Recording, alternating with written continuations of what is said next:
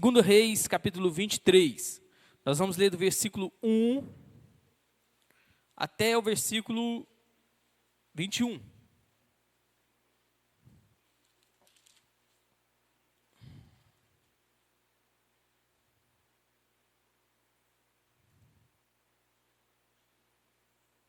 Amém? Basicamente um capítulo inteiro. E o problema, às vezes, de ler um texto mais extenso, que se você não prestar atenção no que você está lendo, né, você começa a falar em Jesus, depois no final do texto você está chamando Jesus de Genésio, você já perdeu, desconcentrou e está complicando as coisas tudo. Então tem que ficar bem concentrado. Josias renova a aliança. Vamos lá. Então o rei deu ordem, e todos os anciãos de Judá e de Jerusalém se ajuntaram a ele. O rei subiu à casa do Senhor, e com ele foram todos os homens de Judá, todos os moradores de Jerusalém, os sacerdotes, os profetas e todo o povo, desde o menor até o maior. E o rei diante deles, e o rei leu diante dele todas as palavras do livro da aliança que havia sido encontrado na casa do Senhor. O rei se pôs em pé junto à coluna e fez aliança diante do Senhor para o seguir, guardar os seus mandamentos, os seus testemunhos e os seus estatutos, de todo o coração e de toda a alma, cumprindo as palavras dessa aliança que estavam escritas naquele livro. E todo o povo concordou com essa aliança. Então o rei ordenou ao sumo sacerdote Ilquias, aos sacerdotes da segunda ordem e os guardas da porta, que tirassem do templo todos os utensílios que tinham sido feitos para Baal, para o poste da deusa Zerá e para todo o exército dos céus, e os queimou fora de Jerusalém, nos campos de Cedron, e levou as cinzas para Betel.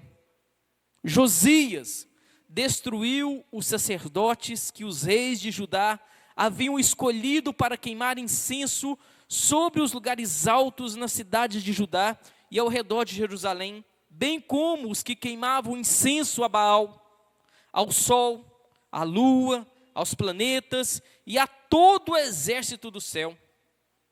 Também tirou da casa do Senhor o poste da deusa Zerá, que levou para fora de Jerusalém até o vale de Cedron, onde o queimou e o reduziu a pó, que lançou sobre as sepulturas do povo simples.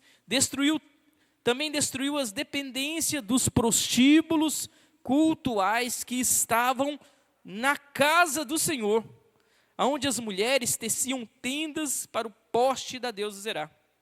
Josias trouxe todos os sacerdotes das cidades de Judá e profanou os lugares altos em que os sacerdotes queimavam incenso, desde Geba até Berseba. Derrubou os altares das portas que estavam à entrada do portão de Josué, governador da cidade, e que ficavam à esquerda de quem entrava por ela. Os sacerdotes dos lugares altos não ofereciam sacrifício sobre o altar do Senhor em Jerusalém, mas comiam pães sem fermento no meio dos seus irmãos. Josias também profanou Tofete, que ficava no vale dos filhos de Inom, para que ninguém queimasse o seu filho ou a sua filha como sacrifício a Moloque. Também tirou os cavalos que os reis de Judá tinham dedicado ao sol, à entrada da casa do Senhor, perto da câmara de Natã-Meleque, o camareiro, o qual ficava no átrio, e queimou os carros dedicados ao sol. O rei também derrubou os altares que estavam sobre a sala de Acaz, sobre o terraço, altares que foram feitos pelos reis de Judá, bem como altares que Manassés tinha construído nos 2 átrios da casa do Senhor. Ele os fez em pedaços, tirou dali e lançou o pó deles ao ribeiro de Cedron. O rei profanou também os lugares altos que estavam a leste de Jerusalém, ao sul do monte da destruição, os quais Salomão, o rei de Israel, havia construído para Astarote. abominação dos sidônios para Quemós, abominação dos moabitas para Milcom, abominação dos filhos de Amon. Semelhantemente fez em pedaços as colunas, cortou os postes da deusa Zerá e encheu de ossos humanos o lugar onde havia estado. Josias também derrubou o altar que estava em Betel, e o lugar alto que Jeroboão, filho de Nebate, havia construído para levar Israel a pecar. Destruiu o lugar alto, reduziu a pó o seu altar e queimou o poste da deusa Zerá. Quando Josias olhou ao seu redor, viu as sepulturas que estavam ali no monte, mandou tirar delas os ossos e os queimou sobre o altar. E assim ele profanou o altar segundo a palavra do Senhor, proclamada pelo homem de Deus que havia predito essas coisas. Então o rei perguntou: que monumento é este que estou vendo? Os homens da cidade responderam: é a sepultura do homem de Deus, que veio de Judá e proclamou essas coisas, que o Senhor acaba de fazer contra o altar de Betel. Josias disse: deixem no altar, ninguém mexa nos ossos dele. Assim, deixaram estar os seus ossos, como os ossos do profeta que tinha vindo de Samaria. Josias também tirou todos os santuários dos lugares altos que havia na cidade de Samaria, e que os reis de Israel tinham feito para provocarem o Senhor a ira. E fez com esses santuários o mesmo que havia feito com Betel. E também matou todos os sacerdotes dos lugares altos que havia ali, sobre os altares, e queimou ossos humanos sobre eles. Depois voltou para Jerusalém. Amém? Feche seus olhos. Senhor, pedimos graça ao Senhor. O Espírito Santo de Deus seja o nosso professor. Aplique essa palavra aos nossos corações. Em nome de Jesus, amém. Pode sentar. É um texto longo, mas eu não consegui ficar sem lê-lo devido à riqueza desse texto, para aquilo que nós vamos falar hoje. Alguns dias atrás, no domingo passado, nós celebramos a ceia do Senhor, mas no outro domingo, nós falamos sobre reforma protestante. Nós falamos sobre a suficiência da Bíblia, sobre a suficiência das Escrituras. Que nós somos uma geração que vive com um dilema. Nós afirmamos que a Bíblia é a palavra de Deus, mas na nossa vida prática, na nossa vida diária, as nossas escolhas, as nossas decisões, os dilemas que nós vivemos, muitas vezes nós declaramos, através das nossas escolhas, que a Bíblia não é suficiente. Às vezes parece que está nos faltando alguma coisa.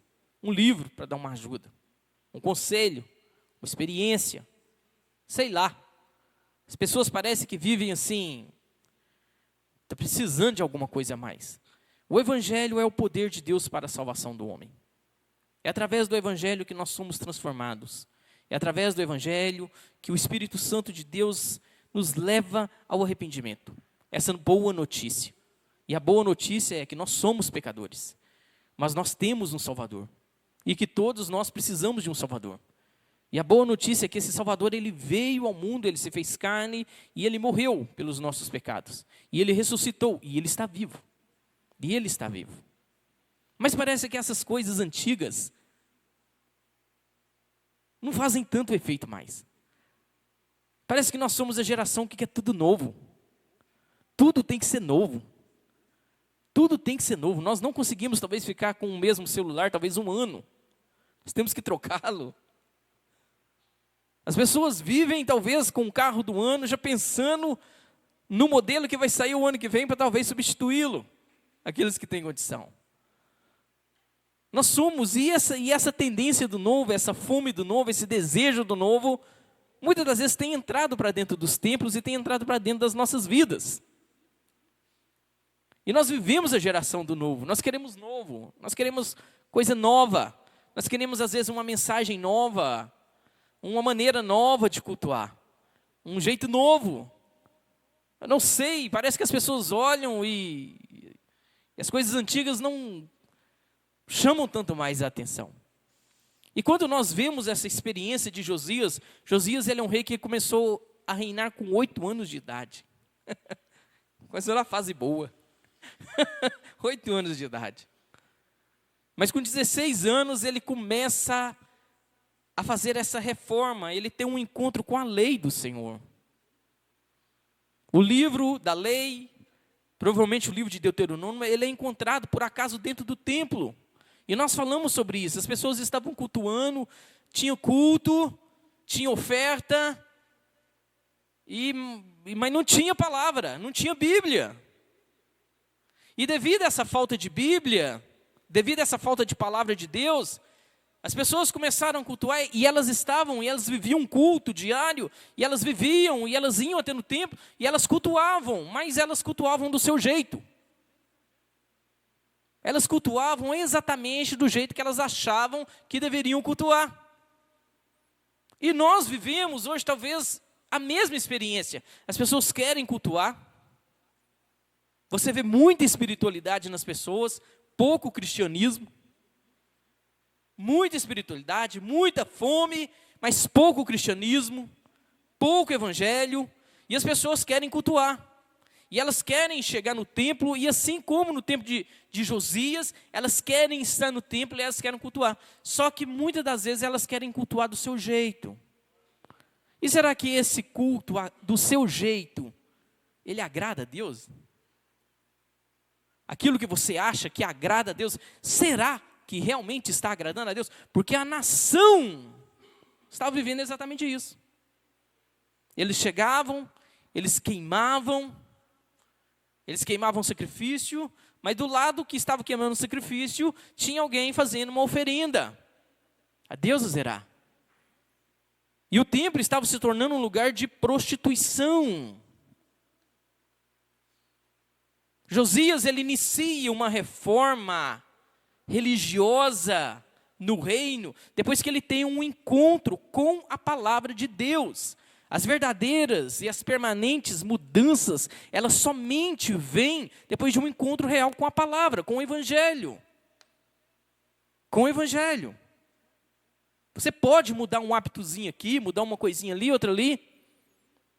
Mas se você não se encontrar com Jesus, se você não encontrar-se com essa palavra viva e a palavra escrita, é só ações que você muda.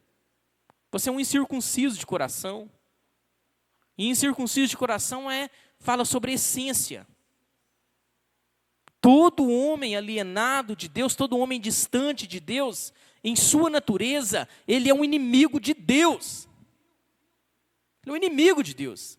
E não se engane, todas as vezes que você vai fazer uma reforma na sua casa, você quebra alguma coisa. Você tem que quebrar alguma coisa. Você quebra uma parede, ou você quebra paredes, ou você tira uma janela do lugar e vai trocar de lugar. Você quebra alguma coisa. E todas as vezes que você quebra alguma coisa, você tem que colocar outra no lugar.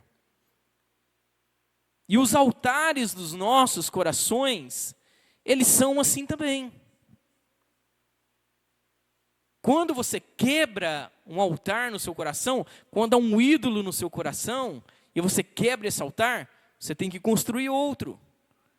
E espera-se que esse altar seja construído ao Senhor. Mas se você não construir um altar ao Senhor, pode ficar tranquilo. Vai nascer um altar ali. Outro Deus vai nascer ali e vai ocupar o centro da sua vida.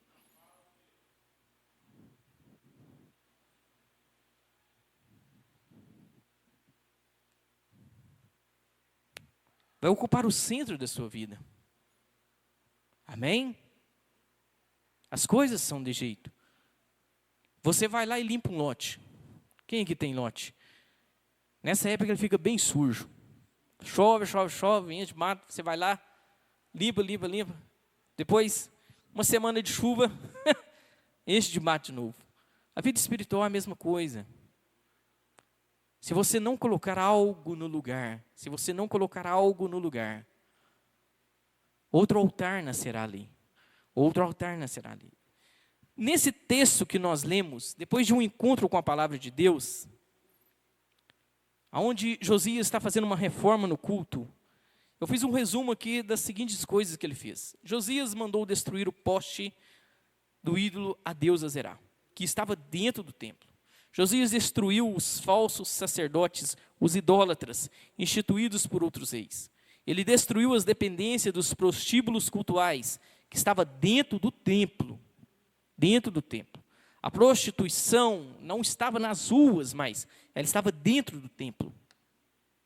Josias destruiu o culto a Moloque. O que era o culto a Moloque? Crianças eram sacrificadas a Moloque. Bebês eram sacrificados a Moloque. E o povo estava adorando ao Deus de Abraão, de Isaac e de Jacó, mas do lado havia um sacrifício a Moloque. E os pais pegavam a criança e sacrificavam a Moloque. Inclusive, nesse livro, até nesse livro que eu dei a Mayra, eu falo sobre isso. O culto ao Deus Moloque, como ele era feito.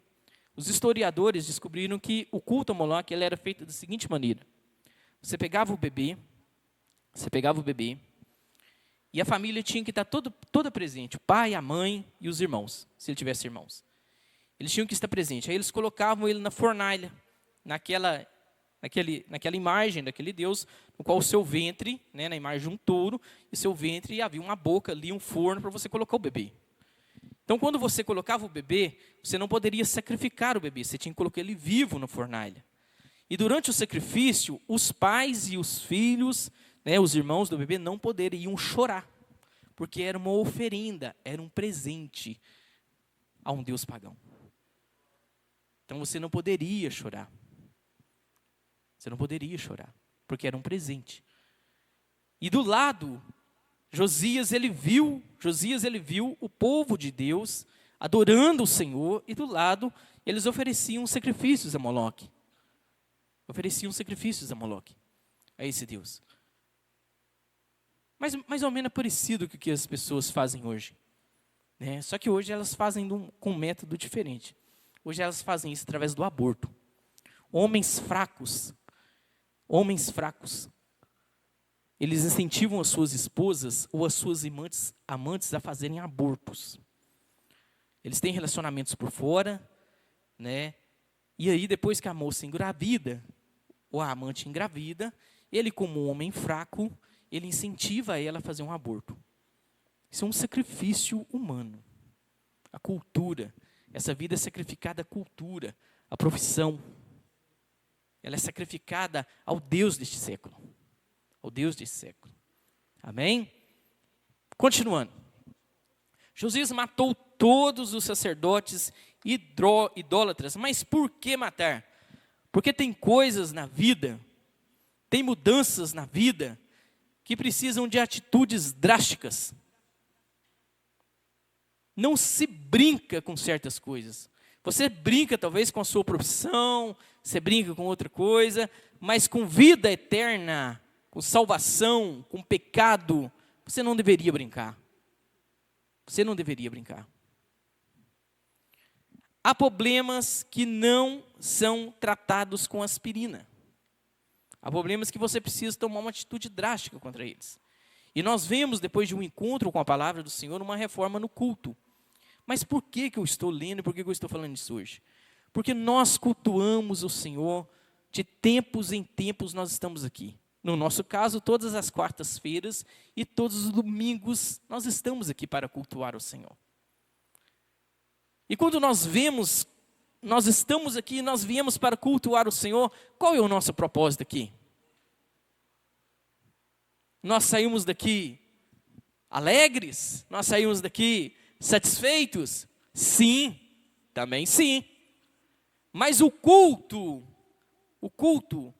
em si, ele não vem com esse princípio só de nós sairmos daqui satisfeitos.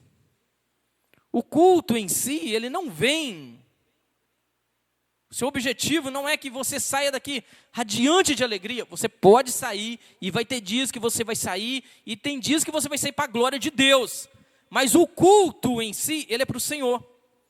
E quando as pessoas entravam no tabernáculo, a primeira coisa que elas encontravam na porta do tabernáculo era um altar para sacrifício. E a primeira coisa que elas faziam era derramar sangue, porque você não chega diante de Deus sem morte, sem morrer, sem derramamento de sangue. quando Josias ele restaura a Páscoa, só de cordeiros, ele mandou imolar 30.000 cordeiros. E aí imagina um culto, há muitos anos a Páscoa não é celebrada, e agora eles estão matando esses cordeiros. O sangue, há derramamento de sangue. Se você estivesse no culto desse, seria agradável? Seria agradável? Animais gritando, sangue derramado, cheiro de sangue. Esse culto, ele não agradaria tanto, nós não. Seja sincero. Há um derramamento, há uma cachoeira de sangue. Josias, ele restaura o culto. De que forma? Mostrando que o centro do culto é o derramamento de sangue de um cordeiro. Jesus, o cordeiro pascual, de uma maneira indireta, Josias, ele está trazendo Cristo para o centro do culto. Jesus não tinha se revelado ainda. Mas ali na figura do cordeiro, Josias está trazendo o cordeiro, Cristo Jesus, para o centro do culto. Quem é o centro do culto? Você ou Jesus? Jesus é o centro do culto. Há dias que você vai chegar aqui, você vai ouvir um sermão prático, que vai falar dos seus problemas. Já falei isso aqui, que vai falar dos seus problemas, dos seus dilemas, mas há dias que você vai chegar aqui e que você talvez não vai ouvir falar tanto assim dos seus problemas. E aí talvez você pense assim, hoje o culto não foi tão assim abençoado como eu imaginei. Mas aquele culto onde Josias estava restabelecendo a Páscoa, houve derramamento de sangue, porque não se chega até a Deus sem morte. Você não se chega a Deus se você não morrer. Você não chega-se a Deus se Jesus não tivesse morrido para ser um novo e vivo caminho. E não se chega a Deus de qualquer jeito. Levítico capítulo 10, nós temos a história de Nadab e Abiú, filhos de Arão. O que aconteceu com eles? Eles chegaram diante do Senhor com fogo estranho, pegaram um incensário, queimaram incenso lá, colocaram fogo, depois incenso, e chegaram diante do Senhor. E ambos morreram na hora. Ambos morreram na hora. Nós não chegamos diante de Deus da maneira que nós achamos que podemos chegar. Ele é soberano. Ele é soberano. Nós não brincamos com Deus, porque Deus não brinca de ser Deus. Quando você sai da sua casa, quando você está saindo da sua casa, como está o seu coração? Hoje foi domingo. Estamos na noite de domingo. Como que foi seu dia?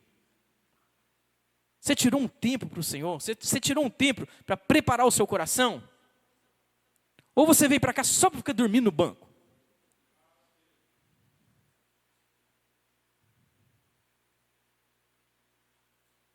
Como que foi o seu dia? Domingo é o dia do Senhor. É o dia do Senhor. Você preparou o seu coração para se encontrar com o Senhor? Há uma noção do que você está fazendo aqui? A quem você quer agradar? É só você mesmo ou você quer agradar o Senhor? Você quer agradar o Senhor? Há dias em que você vai chegar aqui que vai haver morte. Há dias aqui que você vai encontrar com o Evangelho e o Evangelho, ele vai te cortar. Há dias que você vai chegar aqui e a palavra de Deus, ela vai despertar um arrependimento no seu coração. Hoje é culto do Senhor. Pegue a sua Bíblia. Abra aí em Hebreus capítulo 10.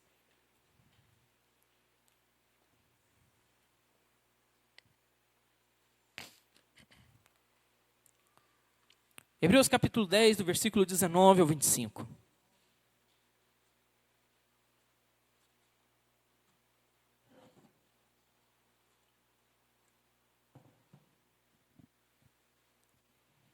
Hebreus 10, do 19 ao 25, a palavra do Senhor diz assim.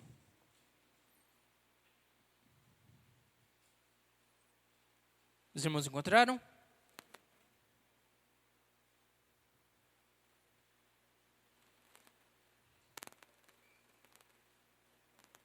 Portanto, meus irmãos, tendo ousadia para entrar no santuário pelo sangue, quando eles entravam no santuário, qual é a primeira coisa que havia? Um altar. Para quê? Derramamento de sangue. Não se chega até a Deus se não houver derramamento de sangue, se não houver morte. Pelo sangue de Jesus, pelo novo e vivo caminho que ele abriu por meio do véu. E isto é, pela sua carne, que foi rasgada. E tendo um grande sacerdote sobre a casa de Deus, aproximemo-nos com um coração sincero, em plena certeza de fé, tendo o coração purificado da má consciência e o corpo lavado com água. A transformação tem que ser completa, interna e externa. Má consciência. Quando você olha para uma pessoa que arrependeu de verdade, você vê o que nela? Sinais de pureza, sinais de lavagem pela palavra. Guardemos firme a confissão da esperança, sem vacilar, pois quem fez a promessa é fiel. Cuidemos também de nos animar uns aos outros no amor e na prática de boas obras. Não deixemos de nos congregar, como é costume de alguns. Pelo contrário, façamos admoestações, ainda mais agora que vocês veem que o grande dia se aproxima. Quando ele fala desse grande dia, qual dia que ele está falando? A volta do Senhor. No versículo 25, ele fala, não deixemos de nos congregar, como é costumes de alguns. Então a igreja já passava por esse problema dos crentes que queriam ser crentes só em casa. Dos desigrejados, a igreja já estava vivendo esse dilema. Daqueles que, não, eu vou ser crente em casa, eu vou orar em casa, eu vou celebrar a ceia, eu vou, se alguém converter lá em casa, nós mesmos vamos batizar ele, mas eu vou viver em casa, eu vou sozinho, separado. Isso não é um problema de hoje, não, isso é um problema antigo. E a Bíblia já advertia, o escritor aos Hebreus já advertia, não nos deixemos de congregar. Quando nós nos reunimos aqui, irmãos, quando nós nos reunimos juntos, como nós somos o corpo de Cristo, e nós nos apresentamos ao Senhor, no mundo espiritual, nós não temos noção do que está acontecendo no mundo espiritual, quando estamos aqui congregados, cantando e explanando e ouvindo a palavra do Senhor. Nós não temos a noção do que acontece no mundo espiritual. Legiões de anjos e demônios talvez batalhando. Demônios querendo tirar a sua atenção, roubar a semente do seu coração. Dizendo para você assim, vai embora. O que você está fazendo aqui? Nós estamos cultuando um Deus vivo. Nós não estamos cultuando uma história da carochinha. Nós estamos cultuando Jesus. Ele está vivo. O seu coração está batendo. Os seus olhos estão brilhando. O seu pulmão está cheio de ar. Nós não estamos aqui somente cumprindo mais um ponto. Quarta-feira eu fiquei abismado, irmãos. Deve que 90% da igreja faltando culto. Eu fiquei impressionado, eu nunca fiquei impressionado. Quarta-feira eu fiquei. Porque quando arma chuva, eu entendo. Tem irmãos que moram longe e não tem veículo e tem uma dificuldade. Nossa, é tranquilo. Mas eu fiquei impressionado. E nós não temos trabalhos durante a semana. Nós estamos aqui para cultuar Jesus. Quando nós abrimos a boca, nós tocamos e cantamos para Jesus. Servir os demônios, você serve de qualquer jeito. As pessoas pegam um monte de pipoca, oferecem nas esquinas e elas estão servindo os demônios. Jesus, nós não servimos desse jeito. Nós não servimos Cristo desse jeito. Pega o livro de Malaquias. Malaquias capítulo 1.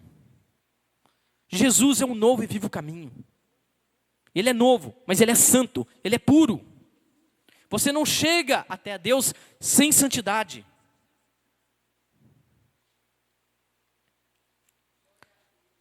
Olha o que Malaquias capítulo 1, é só você pegar Mateus e voltar um livro.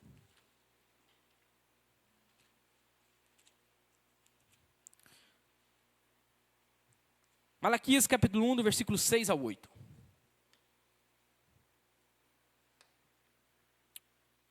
O povo no pós-exílio, 70 anos de cativeiro babilônico, vem agora, estão reconstruindo o templo. Eles não têm problema mais com idolatria, como havia na época de Josias. Josias, o texto que nós lemos, ele está fazendo uma reforma religiosa, ele toma atitudes drásticas, até os ossos dos falsos sacerdotes ali, daqueles sacerdotes que eram idólatra, ele manda desenterrar, ele manda queimar os ossos deles. Chega no túmulo de um homem de Deus e fala assim: opa, nesse aqui vocês não tocam não. Esse aqui é um homem de Deus, vocês não tocam não.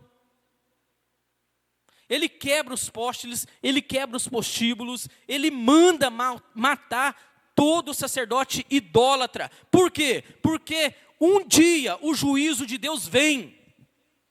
Não adianta, não brinque com Deus. Um dia o juízo de Deus será derramado sobre a terra. Ele manda matar todos os sacerdotes idólatras.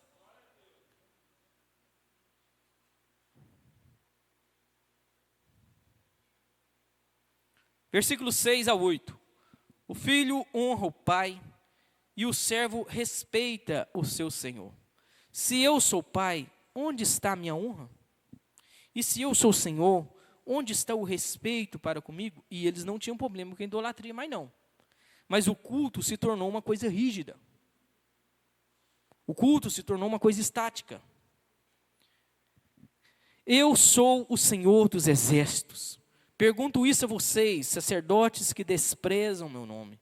Mas vocês perguntam: como desprezamos o seu nome? Vocês oferecem pão impuro sobre o altar. E ainda perguntam: em que havemos profanado? Nisso, de pensarem que a mesa do Senhor pode ser desprezada. Quando vocês oferecem sacrifício de um animal cego, será que isso não está errado? E quando trazem um animal coxo ou doente, será que isso não está errado? Ora, experimente oferecer um animal desses ao seu governador. Será que ele se agradará de vocês ou será que será favorável a vocês? Diz o Senhor dos exércitos. Versículo 13. E o profeta está tratando com o povo. E o povo não tem problemas com idolatria, mas o culto se tornou uma coisa rígida, uma coisa estática, uma coisa sem paixão. Vamos fazer de qualquer jeito, vamos de qualquer jeito. Vamos oferecer animais coxos, vamos oferecer animais doentes. Versículo 13. E vocês dizem ainda: que canseira!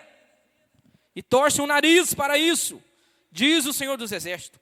Oferecem animais roubados, coxos, doentes. Vocês acham que eu vou aceitar isso?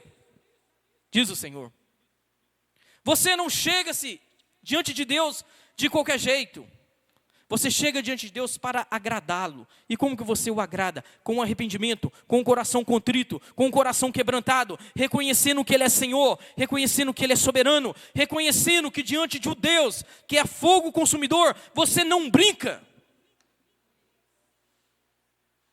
Você não brinca com um Deus que é fogo consumidor. Nadab e Abiú brincaram. Você não brinca com Deus. Você brinca com qualquer outra autoridade. Com Deus você não brinca. Com Deus você não brinca. Amém? Como está o nosso coração quando nós vamos cultuar o Senhor? A nossa motivação.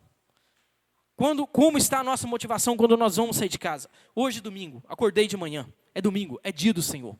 Hoje nós vamos para a casa do Senhor. Como está o seu coração? O que pulsa no seu coração? O profeta está falando com o povo, e o povo está falando assim: que canseira. E o povo torce o nariz. E eles não têm problema. Quem somos nós? Que geração somos nós? A reforma, ela tem que reformar, ela tem que vir destruir tudo, em todas as áreas da nossa vida para ser construído novamente.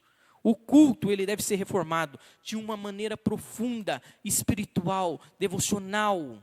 Nós temos que ter uma paixão, um desejo ardente em agradecer a esse Deus em trazermos glória a esse Deus. Qual o propósito da nossa vida? Conhecermos o Senhor, trazermos glória ao teu santo nome, glorificar o teu santo nome e nos regozijarmos neste Deus. Porque todas as coisas vão passar, tudo vai passar. Tudo vai passar. Amém? Pelo sangue. Hebreus capítulo 10, versículo 19, 25. Pelo sangue de Jesus. Isso é o culto. Esse é um novo caminho. Você se chega a Deus com um coração sincero. O que é um coração sincero? Sem cera. Um coração sem cera. O vaso quebrava, eles iam lá, ao invés de destruir aquele vaso e fazer outro, pegavam uma cera e passava num rachado e escondia o rachado. Era um vaso com cera. O que é uma vida sincera? É uma vida sem cera. Aquilo que está quebrado tem que ser destruído, tem que ser construído de novo, tem que ser feito de novo. O que é um coração sem cera? Um coração íntegro diante de Deus, inteiro diante de Deus. Não, mas eu não consigo perdoar, essa parte que eu não consigo perdoar falando de tal. Sem cera. Sincero, purificado da má consciência. O culto, ele começa de uma maneira invisível, mas ele se mostra visível com um corpo lavado, fugindo, resistindo, clamando ao Espírito Santo de Deus para resistir o pecado e fugir do pecado. Fugir do pecado. Amém? Vamos ficar de pé. Um culto que agrada a Deus, eu posso me sentir bem nele? Posso. Mas o principal que tem que se agradar com esse culto é Deus. E às vezes vai ter dia que você não vai se sentir bem. Às vezes tem dia que talvez não. Mas, às vezes você vai sair daqui regozijando, pulando de alegria, certos dias. Mas vai ter dias que o Consolador, que o Espírito Santo de Deus, que a palavra, que o Evangelho vai te confrontar. Vai te confrontar. E tem que haver morte. Se você não morrer, aquele que não perde a sua vida não conquista ela. Evangelho é morte. Arrependam-se, pois, dos seus maus caminhos. Isso é uma ordem, isso não é um pedido.